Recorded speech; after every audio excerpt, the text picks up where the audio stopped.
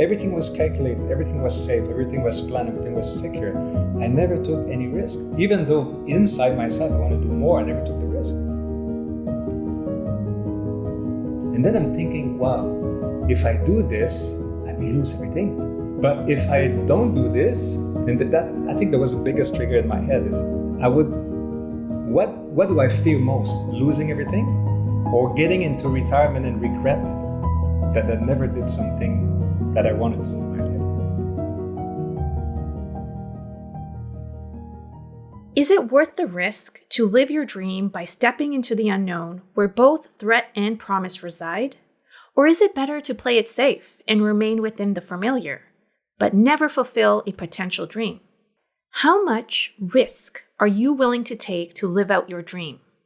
Business coach Martin Dubray would say it is better to take a risk rather than to live with regret. My listeners, what do you think?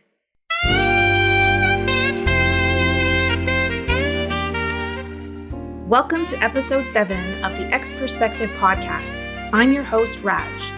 In this episode, I sit down with French-Canadian expat Martin Dubray and try to understand why and how taking a risk may lead to growth. Martin grew up in Montreal, Canada, within a household and culture that he defines as conservative. To understand his story, we need to get a better understanding of his upbringing. So come with me and let's start by finding out what a conservative lifestyle looked like from the perspective of this Canadian and how it impacted his life. Like as a culture or as a family culture or generation culture, we grew up in a certain frame where people think there's a roadmap, right? You grow up in a certain way, in a certain environment. Then you go to high school, then you get a job. Then by 20 years old, you should have a house or a wife and kids and so on and so forth. So I grew up in that environment. And of course, I got married pretty young. Got my first kid, I was 22.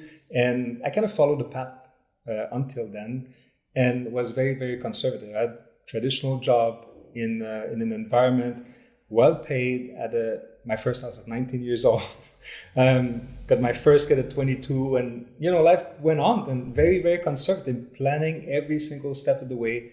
I knew exactly when I was going to holiday for how long and how much it would cost. I would plan this a year ahead. I was actually calculating how much I should put per year, per month to be able to retire at 65 and have that much money. So my life was planned since I was a teenager until the end of my life, basically. But you had this feeling of wanting to leave Canada? Not at first.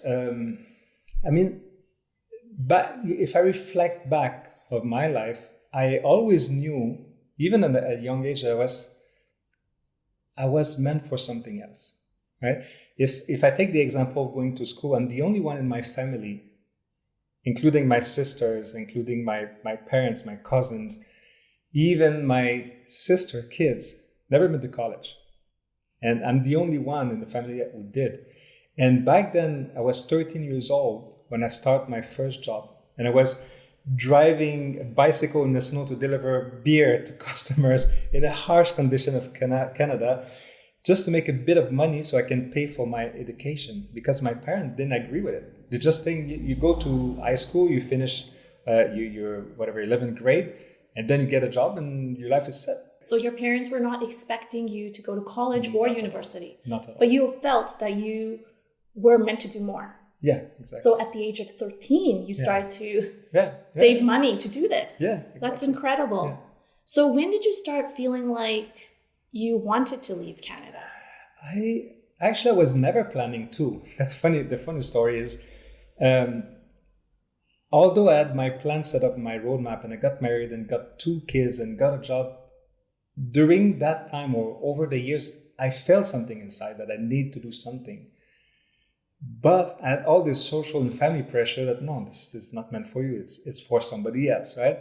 I had a very good career at Costco, good job, good company, good compensation, security. Like it's one of the most secure company to work with. So everything was perfect. But still inside, I felt I should do something else. But it was repressed by anybody else, but by my family, by my environment, by my coworker. This is my way, right?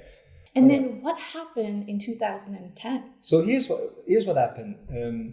Sometime in work, you get to work with people. Sometimes it's fantastic. Sometimes people change and it's not good. So I had an episode where I was working with a team. I didn't really like the people I work with. I went to work I woke up every morning sad as, I need to go to work again, deal with these people again. So I had this feeling of overwhelmed and demotivated and kind of angry that I had this job, but I can't do anything about it. And back then, with my profession, I probably received once or twice a month call from headhunters or over the last couple of years before that happened. And every single time by politeness, I called them back to say, thanks, but no thanks. I cannot change, right? But that very single day, what the event, I think is the biggest trigger, is headhunter from Switzerland who contacted me by email to say, can we talk about an opportunity for you? And that very day, sorry to say, I had a shitty day at work. So for the first time in years, I respond to that email and said, let's talk. And you were in your 30s at this point. Yeah, mid 30, 35, 36, approx. So I had a call with this person. She called me back the next morning and say, I see your background and your expertise. That's something we're looking at. And we start talking and I asked the question, so where, because I think she's Canadian, right? She said, where is it? Which company? She said, it's going to be in Spain. I said, but what? In Spain? She said, yeah, it's an international company. They're looking to recruit someone with your expertise. We're building a new company in Spain and so on and so forth. So I have a question. Yeah. You had your resume out there, obviously, looking for jobs, but you No, were not really... No. She found me. I was not applying for anything. I was not looking for a job. Oh, okay. She found my profile, I think on LinkedIn probably back then, and I don't remember. Okay, so you were going about your life. Right. And you were unhappy at that time. And then all of a sudden, someone out of the blue, a headhunter, calls you and she's offering you an international opportunity in Spain. And you're like, whoa, what? Yeah. And then how did you respond to that? Well, I told her, it's very kind of you, thank you. But I mean, Spain, I cannot leave my country, right? It's impossible. I've never done that. It's not meant for me. So don't waste your time. And then she said, why don't you talk to my boss tomorrow? Because I want to get more details about yourself. Yeah. But, I mean, I can guarantee you I'm not going to move to Spain. But if you want to talk, why not?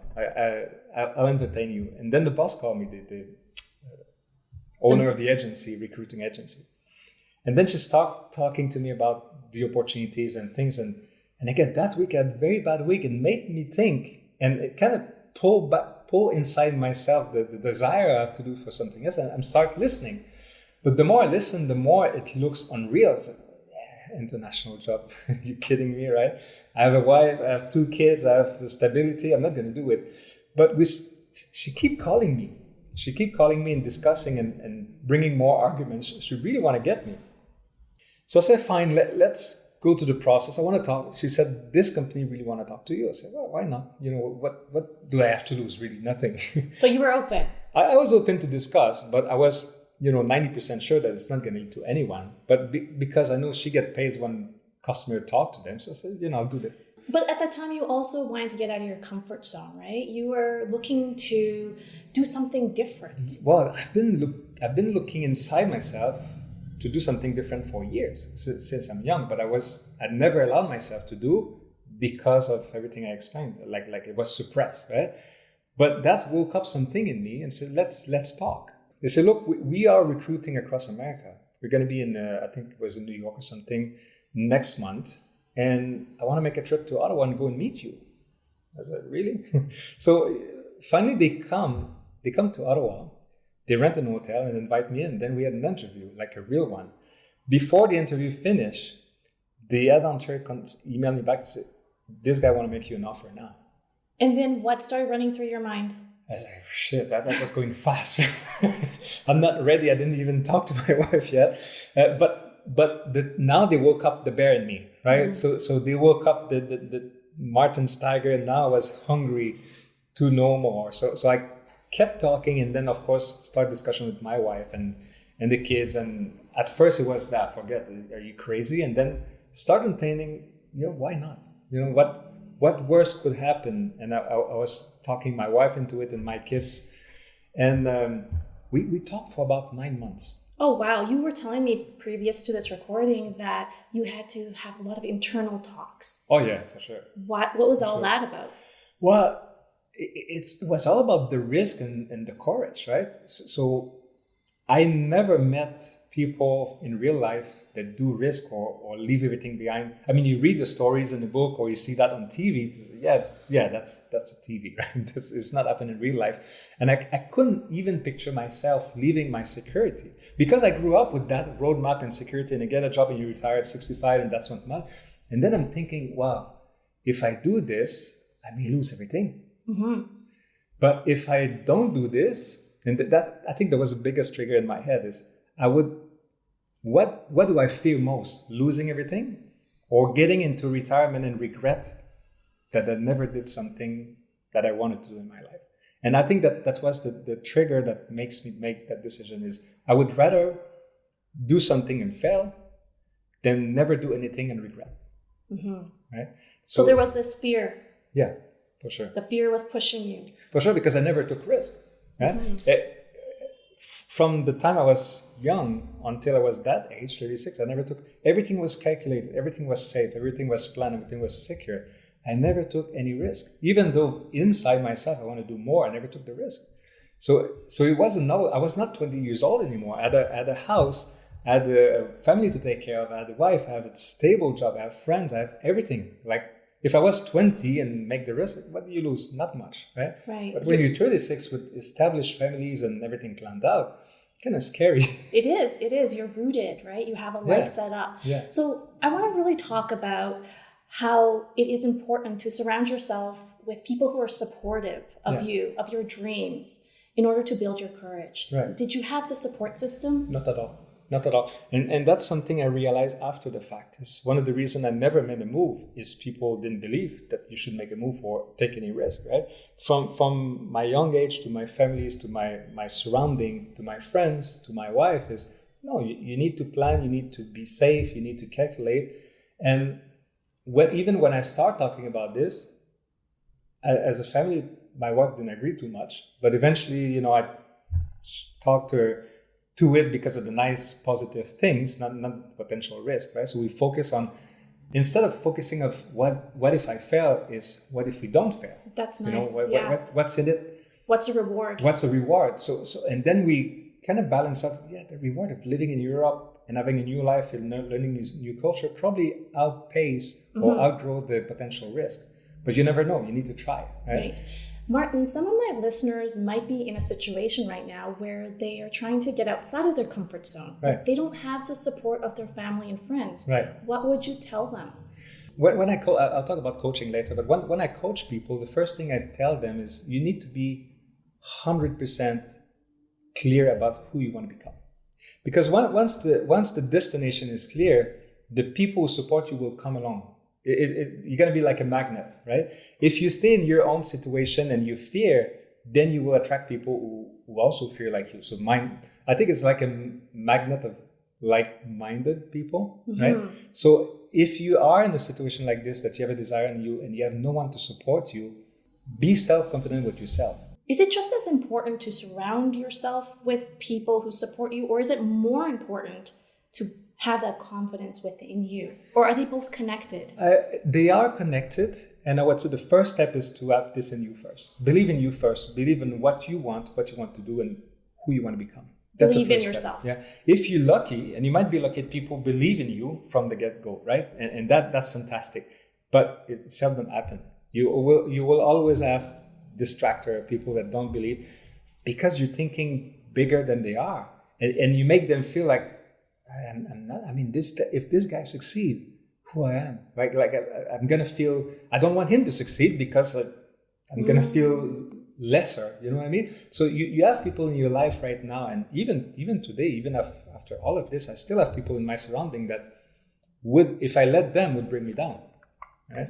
So it's all about you. You start first with self-confidence, and not even self-confidence, because many people do not have, and even I didn't have self-confidence back then. And now I fear nothing. It's different. But back then I was not self-confident at all, but I had a dream. And I believe that I could achieve it. And that's the only thing it took. Okay, so for those listeners out there who are listening, it's very important to first develop belief in yourself. Right. And then doors open up eventually. Right. And limit the noise. Exactly. The negative noise that may come in your life, right? Because people have their own reasons why they may not support you. Right. There's one quote I like to say, or when I coach people, I said, if they don't have what you want, don't listen to them. Right? If they're not, for example, if they don't have a business and they never did, don't let them tell you how to do your business.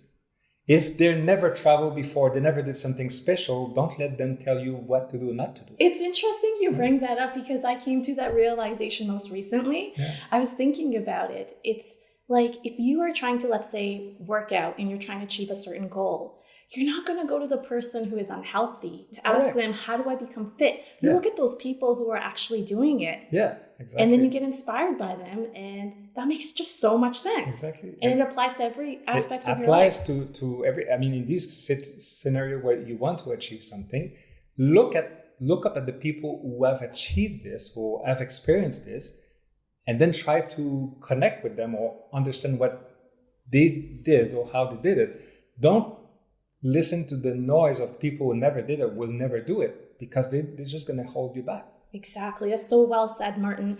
Now I want to jump back to your story. So you get this call from this headhunter to go to Spain. Yeah. What happened?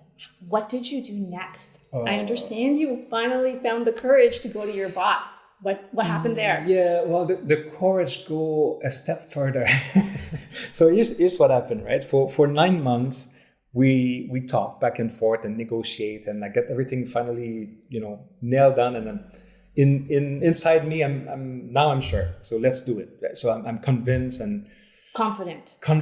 Well, not confident, but I'm confident I should do it. Not confident I will succeed yet, but I'm confident that's the right thing to do. Okay. Right? So for the 9 months, now I'm dreaming. Because I'm seeing myself, I'm projecting myself in Spain in different lives, and finally get to do what I want to do. So I'm excited, and I worked with a company Costco for 19 years. So it took me a lot of courage to go see my vice president, which I knew for years. We even became friends, right? Because we so many years worked together. And then I walk in this office to hand my resignation. And he looked at me and he's just laughing. He think I'm kidding, right? So, you what? Resignation? Then I explained the thing.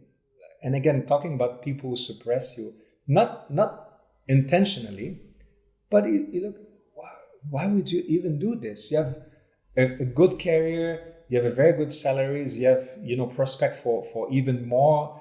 And you're going to go with a new job you don't know about, in a company you never heard of, in a country you don't even speak the language. What the fuck are you doing? So why? And then he looked at me straight in the eye and said, "Oh, you serious?" I said, "I am." And I end up my resignation, and it was it was a Thursday, right? So a Thursday evening before I leave the work, so I hand my resignation and said, "Okay, let's talk tomorrow." So no, I'm serious. That's it's final, right? So I go back home, and the next morning I go back to work just to finalize things. It's Friday morning. I'm in the car. Wait, before you go on with your story, how were you feeling after you told your VP that you were going to quit your job? Liberated. I mean, for weeks, it took me weeks to take the courage to hand my resignation, because the company was starting to put pressure. So now we signed a contract. You need to start, in the next month or so, by the time you organize and move. And I push it down to the very last minute to say, I'm stressed to give my resignation. So you were liberated, do you think, because you finally had the courage to step towards your dreams, or you finally felt that you were able to overcome your fear? Both, actually. One is, the fear of the change was already past back then, because I made my decision.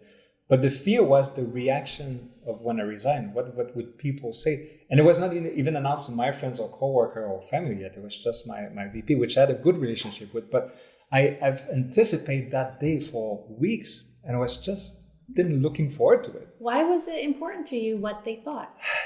Well, again, it's the uprising, right? People see you in a certain way and understand that you should do a certain things. And now I'm breaking the mold. I'm going to be the outlier out there. So I'm going to be somebody else that people don't think I am. So the perception of people of me will definitely change. Positive, negative, I don't know yet, but I'm going to shock someone. And shocking someone making waves is not who I am back then. To answer your question, I came back home. I was driving back to, traffic Ottawa, driving back home, and I felt so good. I said, okay, that was the last step now, the last barrier before I can finally move to my dream. I'm free now. I'm going to Spain. So the next morning, Friday morning, that's the scary part. I get in the parking lot to Costco office, and it was about 10-15 minutes before I start. And then I got a text message from the person in Germany. She said, hey, I need to talk to you urgently. Okay, maybe something on the contract or something. Then I called that person. She said, look, I have a bad news for you. Huh? What do you mean bad news? She said, the company that you were hired for was a new project, right? New business model and so on in Spain.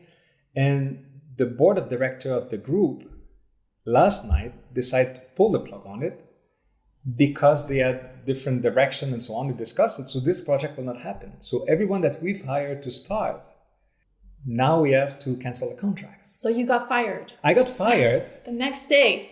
Raj, the very next day, a few hours later. So I gave my resignation about 4 or 5 o'clock on Thursday night. By 7 o'clock the next morning, I got fired. My goodness. I was so shocked. I couldn't even understand what was happening, right? The first time in my life something happened like this. Then I called my VP on the phone and said, look, I'm sick. I'm not going to come to work. I'll talk to you later. I said, you're not sick. What happened? He said, come to talk to me. I said, okay.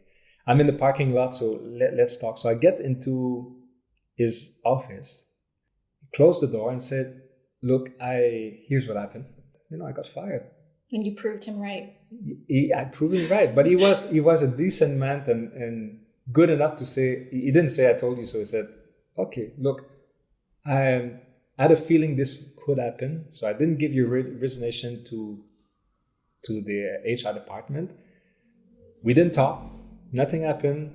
And he took my resignation in front of me and tear it up, put it in the garbage. I said, go back to work. You had finally had the courage to quit your job that was truly boring you, right? Yeah. But you decided to go back. Why? Yeah. Well, I cannot describe how demotivated I was, right? But in the same time, I never switched job for 19 years. So for me, job security was important. And because I didn't tell anyone else, it was like in the outside, nothing happened. But I knew that I failed. I knew that I was going through that. I was demotivated before. I got excited for 9 months, like to a point. Yeah, it's the first time in my life I got the opportunity to go abroad and so excited. And it was Spain. It was not like a third world country or anything, right? So I even start looking for houses there, like the peak excitement, and then you get bring down. Not only you get fired, you need to go back to your old job that you hated before, but now with something like shining on you to say, yeah, you failed. Did the desire to leave your comfort zone, meaning leaving Canada, did that truly leave you? No, this actually became stronger. So when this happened, not sure how to describe it, but something inside me said, now I was pissed. I said, I failed this time, but guarantee I'm going to do something. The tiger in me was awake. He was in a cage now, but he needed to go out, right? So I had this very, very strong feeling that it's just a setback. And now I'm starting looking for opportunities. That's what I said to myself. Because I was going back to work now every single day like a zombie.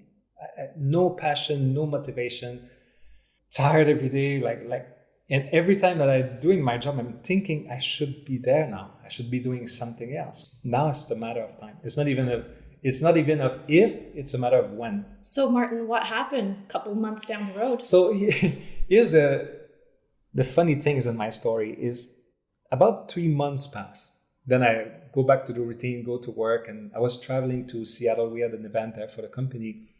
And I'm sitting at the airport in my gate waiting for my flight to board. And I get a text from the same company, somebody else, but from the same company, say, hey, I saw your profile in our company. Very interesting. We have a project for you. Would you like to talk? And then I'm boarding the plane, and my flight was about 6 hours. I was thinking, all I could think about is, what the fuck happening now? What do I do? Like, were you excited? Excited, frustrated, angry. Like they have the balls to call me back after what they've done to me. But in the same time, I have mixed feeling to say, oh, that could be the opportunity I was looking for. So before I board the plane, I said, okay, let's talk next week. Then I need to reflect. Again, I didn't tell that to my wife because she would have killed me. But then again, I like the week after I scheduled a talk, I said, before we talk, do you know what you guys did to me? So yeah, we kind of read your files, kind of shitty, but we're not the same people. It's different project. I say, yeah, I know the project in your company. I have a very bad taste in my mouth. Anyway, we start talking again for a couple of weeks. Martin, did you end up taking that job? I did. So, why? Again, the fire in me was so strong. Now they put something burning from the first time and never tamed down, right? So I was burning inside to do something, but I was fighting myself and fighting everyone. The fear, the courage. I was so scared the second time, but at the same time, so passionate about doing something. Then I said, and again, the triggers, I would rather regret my move than regret not doing it. Because in my head, I was picturing myself in 5 years from now, sitting in an old job that I hate. I should have done it. I should have tried it, right? But it's too late. The opportunity is past. And maybe there's never an opportunity again. So I decided to do it. And I convinced people I'm going to do it. And I did it. I imagine that it can be challenging to quit a job, yeah. a secure job like you've been talking about, or even to change your lifestyle entirely that you have invested into for years. So how were you able to do that? Is there anything else? Like, I understand that you had the motivation, the fire, and you didn't want the regret. Was that enough? I think so. First of all, I quit the same job 2 times, to be clear. Was it easier the second time? Oh, no. if anything, like a quick short on this one. When I walked back to my VP, again, the same guy, and I told them, here again, my resignation. Then he's laughing because we joke all the time. I said, no, I'm serious. And he said, this time I'm going to give it to HR. I said, yeah. Now I'm conscious. I'm willing to take the risk. If tomorrow they call me back and fire me again, I have no job anymore. I accepted that. And he said, okay, so be it. And he accepted it. And he thought I was nuts. And all my colleagues thought I was crazy. Bad shit. You cannot do that. Like, leave everything behind. But it's the best thing I've done in my life. I understand that once you got to Germany, your doors opened up. You were able to have all kinds of experiences, visit different countries. Yeah. Can you explain to the audience how that one decision led you to get out of your comfort zone even more? I think that the thing to understand is the only limitation we have in life is fear, right? On everything you want to do or dreams is fear. And I like to say that fear is your mind showing you a future that doesn't exist. And we block ourselves for doing something because we fear something that will probably never happen, right? And the day that I understood that, to say, okay, I took a risk, and sometimes I fail and sometimes I win. But I take that risk and that brings so much opportunity. First of all, I came to Germany, just for your information. 3 days after I landed in Germany, they sent me to Ukraine. They said, oh, finally we have to... And I took that mindset from that day to say, whatever happened, I'm just going to go with the flow and take everything I can out of it. And if I don't like it, I move on and do something else. So I ended up I work in Ukraine. I've been sent to China for a while. I went to the Netherlands. I work in 10 countries now and live in 10 different countries. But every time is... By the way, that's amazing. Thank you. Some people think not, but I think so, culturally speaking, of course. But yeah, the one single factor in every single case is fear not. What's the worst that can happen? And if you break this down and understand what is the really, really worst case scenario, and then you imagine that scenario, so, okay, well, it's not that bad, So, but what if the best case scenario? What if everything happens to even beyond what you think? And you realize that the positive side is normally much, much bigger than the potential pitfall. Martin, tell us what your definition of courage is. My definition of courage is to believe in your future, believe what you can achieve, and don't listen to the noise, right? The courage is you accept that you will fail. You will definitely fail, especially in business, especially as a new entrepreneur. You will fail, guarantee. Everybody does. And that's a beautiful thing. I think it's a beautiful thing. When you fail, you learn. When you learn, you grow. When you grow, you become stronger, and then you move up and up and up. So the only thing I tell entrepreneur now is fear not. Embrace failing. It's a good thing. And I keep saying, if people come to me and say, I never make mistakes, I do not respect you. As simple as that. If you never make a mistake or never fail, it means you don't try, you don't push your limits, you're not, you keep growing. You're not growing. As simple as that. If you come to me, I fail, and I learn, and I try again, first of all, you have courage, so I respect you. Secondly, it proved that you can get out of your comfort zone and grow and learn. So for any people in your audience that wants to do something, could be on a business side or personal side, fear not, do it. You will fail for sure, but failure is nothing. Failure is just a learning experience. So Martin, you talk a lot about building courage and getting over your fears, right. But how do you do that? How do you develop courage? I think it's like a muscle. You need to train it. You need to develop, right? I take an example, sometimes in a comfort zone. It's people say, yeah, you should get out of the comfort zone, but it's not easy to do. It's easier to say than do. And if you say, my comfort zone, I'm going to move to a new country tomorrow. Wow, that's a big step, right? So I teach people or coach people, do it in a very, very small bites, and you get comfortable. For example, if you sleep on the right side of the bed every day, tonight try it on the left side of the bed. If you go to work every single day the same route, take another corner next time.